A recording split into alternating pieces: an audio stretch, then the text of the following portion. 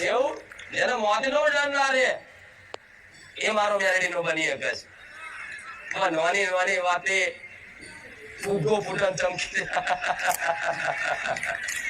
પણ આ બધો ડર તમારા છે. જોઈ મોનું છું ભવિષ્યનો ડર છે.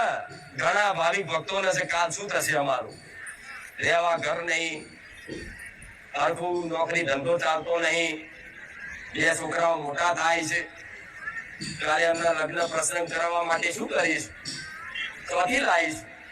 એટલે ભેગું કરવાની રાત દાડાની પરિશ્રમ કરતા હોય અને કરવું જોઈએ, જરૂરી છે. પોતાના દીકરાઓના ભવિષ્ય માટે ખૂબ મહેનત મા બાપે કરવી જોઈએ. પણ મહેનત જોડે જોડે કદાચ મારા જેવી માતાના, તમારી કુળદેવીના કદાચ આશીર્વાદ હશે ને તો મહેનત આટલી કરશો ને આટલું ફળ મળશે. મહેનત આટલી કરશો ને આટલું ફળ મળશે. આનું નામ દેવની કૃપા કહેવાય. મહેનત તો કરવી જ પડે, પણ આટલી મહેનતમાં આટલું ફળ મળે. અત્યારે આટલી મહેનત કરો છો ફળ આટલું જ મળે છે. એ ફળ જો તો ખરા ફળ આટલું જ મળે છે. એમાં તે કદાચ જે માતાજી ભગવાનના થી વિમુખ હશે ને એ કદાચ કમાશે ગમે તેટલું, પણ પાણી કદાચ મુઠ્ઠી ભરણ જેવું સરકી જાય એવી તો રે નહીં.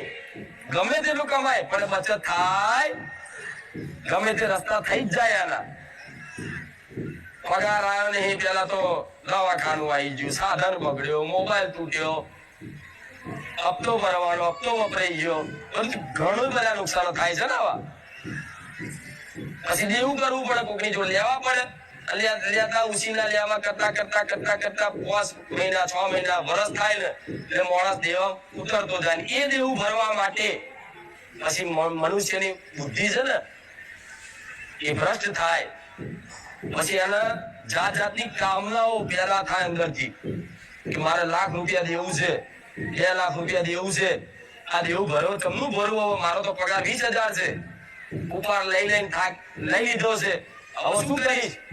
એટલે છે ને તમારા કોઈ મિત્રો હોય, ઓળખીતા હોય, જેને જો તમે બેઠા હોય ને કદાચ ખોટા માર્ગ ઉપર હોય તે તમને સલાહ આલે કે આ સટ્ટો રમ, આ ફલાની ગેમ રમ, આમાં પૈસા નાખ, અને એમ કરતા કરતા જમાનો જો નાના નાના દીકરાઓ આ જુગારની લતે ચડી ગયા, મોબાઈલમાં જાત જાતના ઓનલાઈન બધી ગેમો ચાલે એમાં પડી ગયા, અને કઈક દીકરાઓ પોતાનું જીવન કદાચ છે ને આમાં પૂરું કરી નાખ્યું એવાય પડ્યા છે.